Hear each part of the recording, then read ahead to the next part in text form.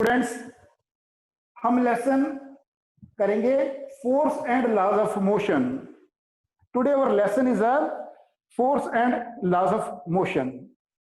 आपने लेसन 1 जब किया था स्टूडेंट, जब लेसन 1 आपने मोशन का किया था, आप उस लेसन में आपने बहुत सारी फिजिकल क्वांटिटीज को पढ़ा था। जैसे रेस्ट के बारे में आपने पढ़ा था, मोशन के बारे में आपने पढ़ा था, डिस्टेंस के बारे में भी पढ़ा होगा, डिस्प्लेसमेंट के बारे में भी पढ़ा होगा, उसके बाद में आपने यूनिफॉर्म मोशन के बारे में भी आपने पढ़ा होगा, नॉन यूनिफॉर्म मोशन के बारे में भी आपने पढ़ा होगा, देन स्पीड के बारे में भी स्टूडेंट्स आपने पढ़ा होगा, वेलोसिटी के बारे में आपने पढ़ा होगा, एंड एक्सेलरेशन के बारे में भी स्टूडेंट्स आपने पढ़ा होगा। These are the physical quantities जो आपने लेसन 1 मोशन में आपने स्टडी की थी। और साथ साथ आपने तीनों इक्वेशन ऑफ मोशन भी आपने की होंगी। फर्स्ट इक्वेशन है स्टूडेंट्स हमारा v is equal to u plus a t. v is equal to u plus a t. v हमारा है फाइनल वेलोसिटी, u हमारा इनिशियल वेलोसिटी, a हमारा एक्सेलरेशन, t हमारा टाइम। सेकेंड इक्वेशन है students हमारा s is equal to ut plus half a t square. s is equal to ut plus half a t square. ये भी आपने equation study किया है। Third equation है v square minus u square is equal to 2as। This is a third equation. v final है, final velocity, u initial है, 2 constant है, a acceleration है और s हमारा डिस्टेंस है। सेकेंड इक्वेशन में भी s डिस्टेंस है, initial velocity, time 1/2, then acceleration and time. These 3 equations of motion you might have studied in lesson 1. अभी स्टूडेंट्स, जब आपने रेस्ट और मोशन के बारे में पढ़ा होगा कि ऑब्जेक्ट है उसको हम रेस्ट में कब बोलते हैं और ऑब्जेक्ट को मोशन में कब बोलते हैं। स्टूडेंट्स, एक ऑब्जेक्ट रेस्ट में कब होता है? When that object is not changing its position, when that object is not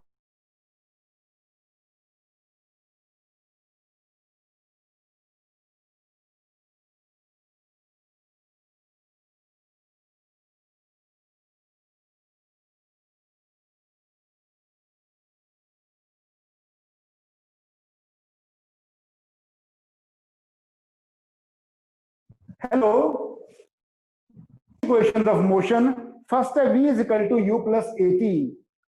second आपने इक्वेशन स्टडी किया है s is equal to ut plus half at square. Third equation आपने स्टडी किया है v square minus u square is equal to 2as। Then v हमारा है final velocity, u हमारा है इनिशियल वेलोसिटी और a हमारा है एक्सेलरेशन, t हमारा है टाइम। s डिस्टेंस है, इनिशियल वेलोसिटी है, t टाइम है, एक्सेलरेशन टाइम का स्क्वायर। थर्ड इक्वेशन में v square minus u square is equal to 2as। v हमारा फाइनल वेलोसिटी, u हमारा initial velocity, acceleration and distance. Student, जब आपने lesson first आपने किया होगा तो आपने 2 जो टर्म है, मेन टर्म है, रेस्ट के बारे में आपने स्टडी किया होगा और मोशन में। बात करते हैं कि कोई ऑब्जेक्ट को हम रेस्ट में कब बोलते हैं। स्टूडेंट्स, ऑब्जेक्ट रेस्ट में कब होता है? An object is said to be in the rest. Object is said to be in the rest when it does not changes its position with respect to surrounding. अगर अपनी position को change नहीं करता, object अपनी position को change नहीं करता surroundings के कंपैरिजन में, तब ऑब्जेक्ट को क्या बोलते हैं? रेस्ट में है। जब ऑब्जेक्ट अपनी पोजीशन को with respect to surrounding change कर लेता है, that time that object is said to be in the motion. Students, this duster is there which is lying on my palm. ये डस्टर है, मेरी पाम के ऊपर पड़ा हुआ है, and it will remain in the rest. ये कब तक रेस्ट में रहेगा? जब तक ये इसके ऊपर कोई भी फोर्स नहीं लगाई जाए, ये रेस्ट में रहेगा। Because this duster is not changing its position with respect to surrounding. It means this duster is in the rest. Now if I'll apply some force, अगर मैं कुछ फोर्स या मीन्स कुछ पुल या पुश, अगर मैं इसके ऊपर एक्सटर्नल इफेक्ट लगाता हूं, एक्स्ट्रा एफर्ट लगाता हूं, एक्स्ट्रा स्ट्रेंथ भी बोल सकते हैं, अगर मैं वो अप्लाई करता हूं, now this duster is in the motion. So this is about rest and motion. Now students, question arises, question arise होता है कि कोई भी ऑब्जेक्ट है रेस्ट में है, उसके बाद रेस्ट से मोशन में कब आता है. This is a great question. This question will discuss in this lesson, force and laws of motion. सबसे पहले जब रेस्ट की थ्योरी दी गई थी, this was given by the Aristotle. Aristotle ने बोला था कि ऑब्जेक्ट की नेचुरल टेंडेंसी है, हर ऑब्जेक्ट की नेचुरल टेंडेंसी है to remain in the rest. This was given by the Aristotle. After that, Galileo came. Galileo is given the theory that every object that remains, that tendency of the object to remain in the state of motion or uniform motion. Now, this was given by the Galileo. Later on, the Newton came. He has given the law that if object is in the motion, remain in the motion. Because that, उसने Newton ने क्या किया था, rest और motion की बात को combine कर दिया गया था. And he has given the 3 laws. पहले स्टूडेंट हम फोर्स के बारे में जानेंगे, फिर मैं आपको जो तीनों लॉज हैं, the laws which were given by the Newton, तीनों लॉ, उनके बारे में मैं आपको बताऊंगा. नाउ क्वेश्चन अराइजेस, जो मैंने आपको बोला है कि what are the causes of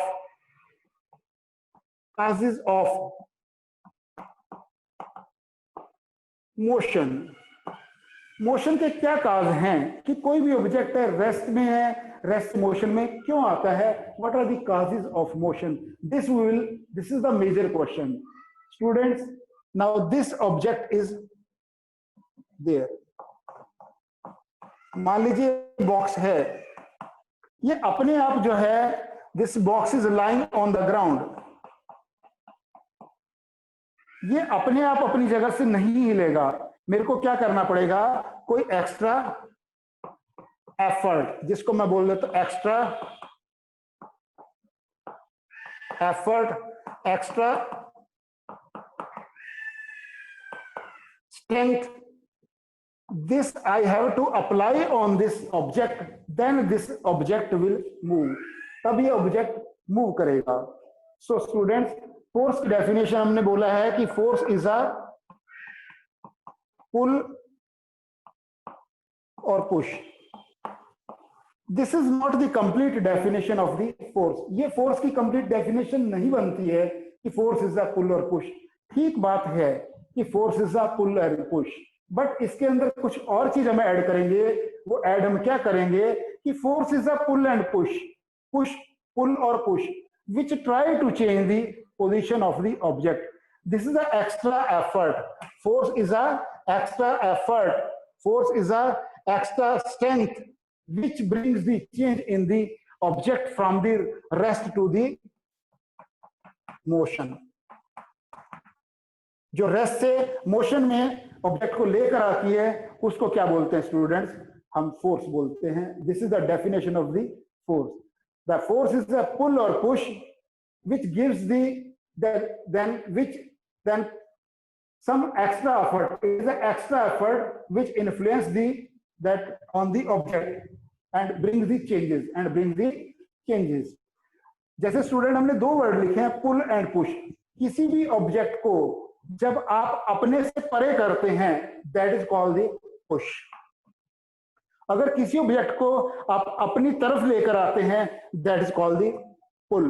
student, these 2 terms might have clear to you, pull and push. Object को अपनी तरफ लेकर आना इज अ पुल, ऑब्जेक्ट को अपने से परे हटाना is a push. Now students, mathematically अगर हम देखें तो फोर्स की क्या डेफिनेशन, फोर्स के बारे में और थोड़ा डिटेल में बात करते हैं.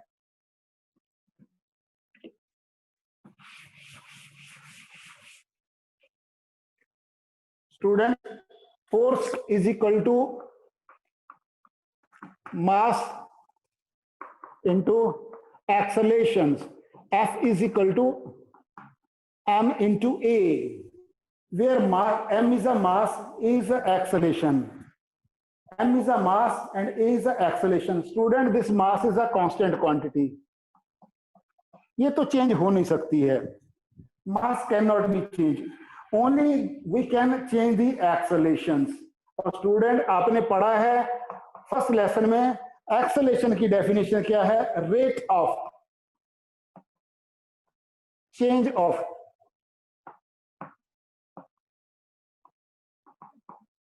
rate of change of velocity is called acceleration. rate of change का मतलब क्या है? मान लीजिए का स्टार्टिंग में हमारी वेलोसिटी क्या है? u. u हमारी है इनिशियल वेलोसिटी और v क्या है हमारी? Final velocity. Now change in velocity v minus u. Students, rate of change of, rate का मतलब यहां पे है फिजिक्स में that is time, means v minus u divided by t is equal to a. अगर मैं क्रॉस मल्टीप्लाई करूं तो क्रॉस मल्टीप्लाई करने से क्या हो जाएगा? Then v minus u is equal to at and v is equal to u plus at. This is your first equation, you might have studied in lesson 1. अगर student final velocity और initial velocity दोनों अगर बराबर हो जाएंगी तो, अगर final velocity और इनिशियल वेलोसिटी अगर बराबर कर दी जाए तो then our acceleration is equal to 0. तो अगर एक्सेलरेशन 0 है, f is equal to m into 0, then f is equal to 0. अगर एक्सेलरेशन 0 है, means object is in the uniform motion, and if there is no change in the velocity, initial and final velocity दोनों अगर same आ जाएं तो हमारा क्या होगा? Acceleration 0 है. किसी भी चीज को 0 से अगर मल्टीप्लाई करेंगे, किसी भी चीज को 0 से अगर मल्टीप्लाई करेंगे तो वो क्या हो जाएगा? 0. इस स्टेज में अगर एक्सेलरेशन 0 है तो हमारा क्या हो जाएगा? देन टोटल f की वैल्यू 0 है, object is in the rest. Object किस में आ जाएगा? रेस्ट पे. Object will be in the rest.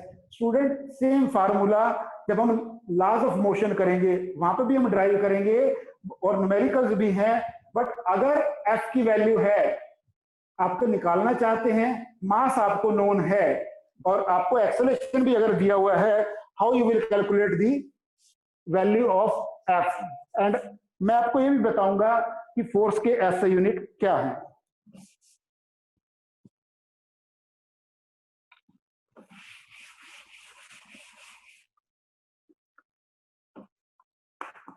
मैं एक एग्जांपल ले रहा हूं student.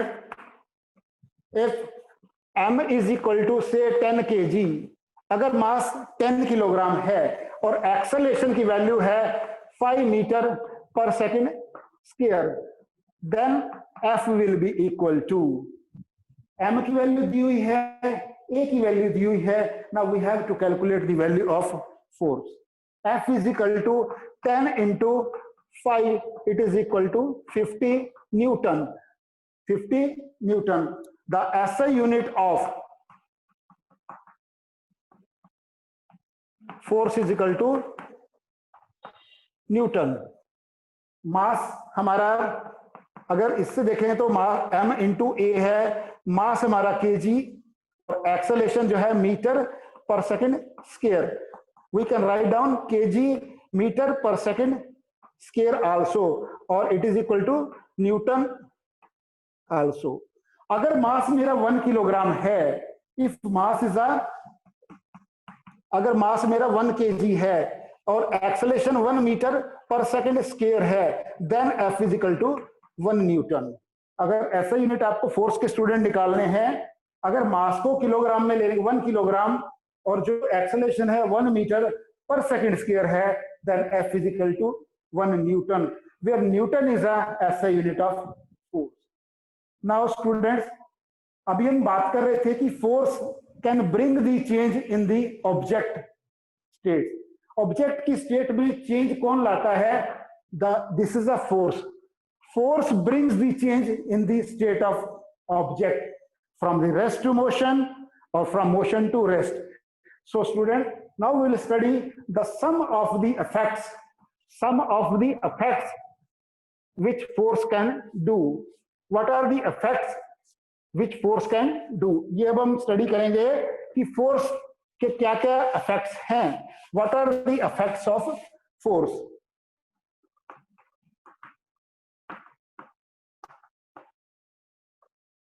Effects of force. First है, there are 5 effects of force. Force can change the dimension. Force can change the dimension. Students, मैं डायमेंशन की अगर बात करता हूं, डायमेंशन का मतलब होता है shape and size. Shape and force can change the shape and the size. This is the first effect which force can do. Second, force can change the position. Force can change the position also. Student, मैं पांचों points को I'll give the example. मैं 5 point पहले लिख रहा हूं, then I'll explain each and every point with an example, so that all these points, the effects of the forces, this should be clear to you. पहला क्या है? Force can change the dimension of the object. Dimension मतलब shape and size को change कर देती है, position को भी change कर देती है. Third है, force can change the speed from rest to motion. Force can stop the moving object,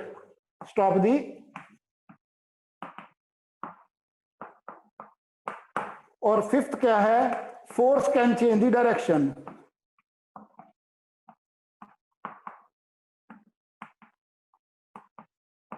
These are the 5 changes which force can do. Force can change the dimension, shape and size. Number 2, force can change the position. Number 3, force can change the object, that speed from rest to motion. Or otherwise, if an object is going with the very slow speed, it can increase its speed. Force can stop the moving object. If object is in the motion, it can stop the moving object. And fifth is a force can change the direction. Force direction को भी change कर देती है. Students, first point को हम clear करेंगे with the example. कैसे force shape और size को change कर देती है. Example है student. Suppose a student is that a child is having a clay. एक कोई बच्चे के पास clay है और उसको टीचर ने बोला कि make the different types of the toys. तो वो बच्चा क्या करता है? उस क्ले को प्रेस करेगा, डिफरेंट शेप दे सकता है और उसका साइज को भी चेंज कर सकता है. इट मींस उसने क्या किया? प्रेस किया, उसको क्ले को प्रेस किया, and he has given the different shape and the size to that particular object. Second example और स्टूडेंट मैं आपको क्लियर कर सकता हूं. कैसे हमारी शेप और साइज चेंज हो जाता है. अर्ली मॉर्निंग जब आप उठते हैं, जब आप टूथपेस्ट करते हैं, when you are just taking out the paste from your the tubes of the toothpaste tube से, जब जैसी पेस्ट को आप निकालते हैं बाय प्रेसिंग इट, प्रेस करके जैसे आप टूथपेस्ट को बाहर निकालते हैं, तो आप देखते हैं कि जो टूथपेस्ट की ट्यूब है उसकी थोड़ी सी ना शेप भी चेंज हो जाती है, उसका साइज भी चेंज हो जाता है जैसे आप प्रेस करते हैं. और कई बार तो ऐसी सिचुएशन हो जाता है कि उसमें से टूथपेस्ट आता नहीं, कम क्वांटिटी होने के कारण आप उसके ऊपर बहुत सारी फोर्स अप्लाई करते हो और उसकी साइज और शेप दोनों चेंज हो जाता है. नेक्स्ट है पोजीशन. पोजीशन कैसे चेंज होता है? Suppose a ball is lying in the playground. एक बॉल है, वो प्लेग्राउंड में पड़ी हुई है और क्या करता है? प्लेयर उसको किक मारता है. पहले वो एक पोजीशन पे पड़ी थी, जैसे उसने किक मारी वो ऑब्जेक्ट ए पोजीशन से कहां पे पहुंच गई? वो ए से कहां पे पहुंच गई? बी पे पहुंच गई. जैसे क्या ए से बी पे पहुंच गई, जैसे उसने किक मारा ए से बी पे पहुंच गई, उसकी पोजीशन भी चेंज हो गई.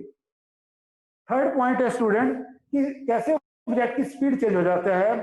Suppose a child is riding the bicycle.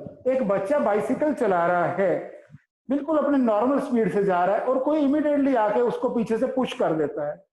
Certainly, और गलती से उसमें अगर बाई चांस अगर ब्रेक कम है, साइकिल में ब्रेक कम है, तो सर्टेनली उसकी जो साइकिल की स्पीड है वो इंक्रीज हो जाएगी, और क्या करते हैं कि force can increase the speed.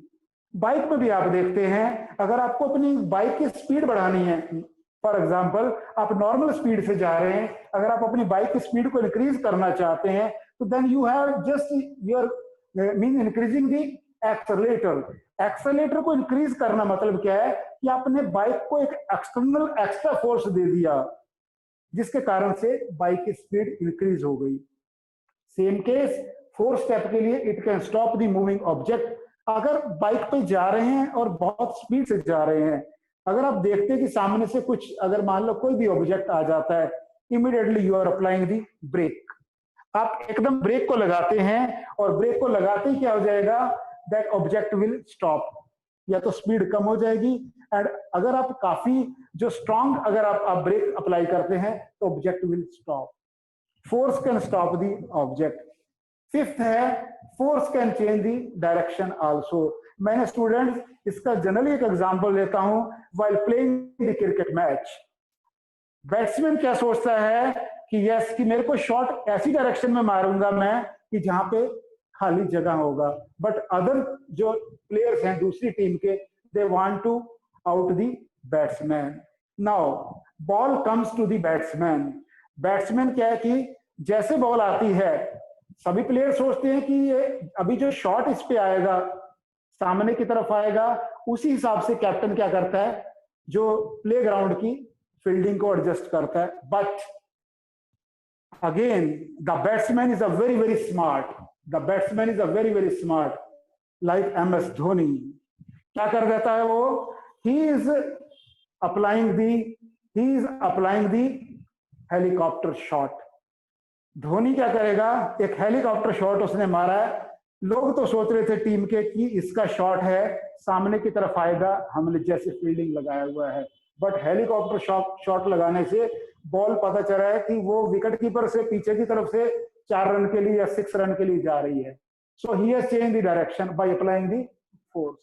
So students, these are the 5 points which can be, this force can do. These are the effects of the forces. First है, quickly we'll revise this all the 5 points, then I'll take the next topic. First है, force can change the dimension, shape और size को भी force change कर सकती है। Force can change the position को भी student change कर सकती है। Force can change the speed को भी change कर सकती है। Force can stop the moving object also, and force can change the directions also. Students, then our next is our topic, what are the 2 types of forces? 2 types of force.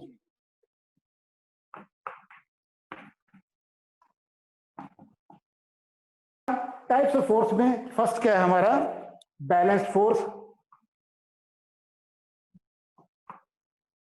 Second क्या है, unbalanced force. Students, there are 2 types of the force which we will study in this, balanced force, unbalanced force. सबसे पहले देखते हैं कि balance force क्या है। Balance force is that force which is equal in the magnitude but opposite in the direction, and their net result is 0. Net result is 0, जिसका net result 0 है। Suppose this is एक object है, इसको मैं force लगा रहा हूं इधर से F1, और इधर से मैं फोर्स लगा रहा हूं F2। F1 इधर से लगा रहा हूं और F2 मैं इस साइड से लगा रहा हूं। अब क्या होगा, ये ऑब्जेक्ट क्या करता है, मूव नहीं करेगा, it will remain in the rest, because क्या था, F1 is equal to F2। दोनों फोर्सेस इक्वल थी बट अपोजिट डायरेक्शन में थी। उन्होंने क्या किया, जैसी ऑब्जेक्ट के ऊपर लगी तो ऑब्जेक्ट अपनी जगह से हिला नहीं, तो नेट रिजल्ट हमारा क्या आ गया, F1 minus F2 is equal to 0। Object क्या था, ऑब्जेक्ट रेस्ट पे, ऑब्जेक्ट मोशन में नहीं आया। When 2 forces are equal in the magnitude but opposite in the direction, that is called the balanced force. Second है unbalanced में, when 2 forces they are not equal in the magnitude और direction कोई जरूरी नहीं है कि उनकी डायरेक्शन सेम हो। बात करते हैं अनबैलेंस फोर्स की। ऑब्जेक्ट है, यहां फोर्स F1 लगा है और यही वाली फोर्स है, इधर से मैं F1 F2 भी लगाता हूं, तो यहां पे क्या हो जाएगा F1 प्लस F2, इनका नेट रिजल्ट और ऑब्जेक्ट क्या होगा, रेस्ट से कहां पे आ जाएगा, मोशन में,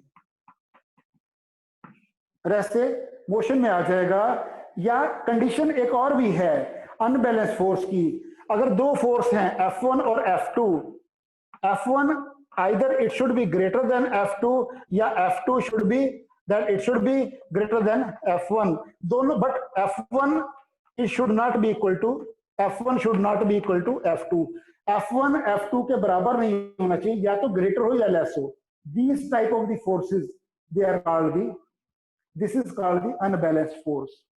एग्जाम्पल है बैलेंस फोर्स का, पहले मैथमेटिकली अगर देखते हैं, मान लो एक फोर्स है, फॉर एग्जाम्पल बैलेंस फोर्स में F1 अगर है 5 न्यूटन है और F2 भी अगर क्या है 5 न्यूटन है, तो दोनों क्या हो जाएगा, नेट रिजल्ट क्या हो जाएगा उसका, 5 माइनस 5 इज इक्वल टू 0। और इसमें क्या होगा, फॉर एग्जाम्पल अनबैलेंस में अगर मान लो F1 हमारा है 10 न्यूटन और F2 है 5 न्यूटन, देन हमारा जो रिजल्ट क्या रहेगा, 10 minus 5 is equal to 5 Newton. Object क्या होगा, जिधर ज्यादा फोर्स होगी, ज्यादा से कम की तरफ ऑब्जेक्ट है वो मूव करेगा, this is called the unbalance force.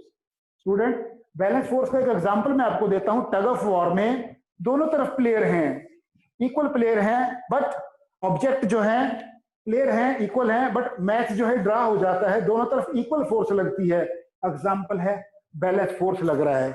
Example जो है मैंने आपको दिया टग ऑफ वार का, टग ऑफ वार का। सेकंड एग्जांपल है, हम जो है देखते हैं कि अगर सी सॉ पे भी देखते हैं, मान लो क्या करते हैं, सी सॉ में एक तरफ लेफ्ट साइड में एक कोई व्यक्ति बैठ गया, एक लड़का बैठता है और दूसरी तरफ एक दूसरा लड़का बैठता है, अगर दोनों का वेट इक्वल है तो सीसा का क्या करते हैं, बिल्कुल उसका जैसे स्ट्रेट रहेगा like this, it will be like the same.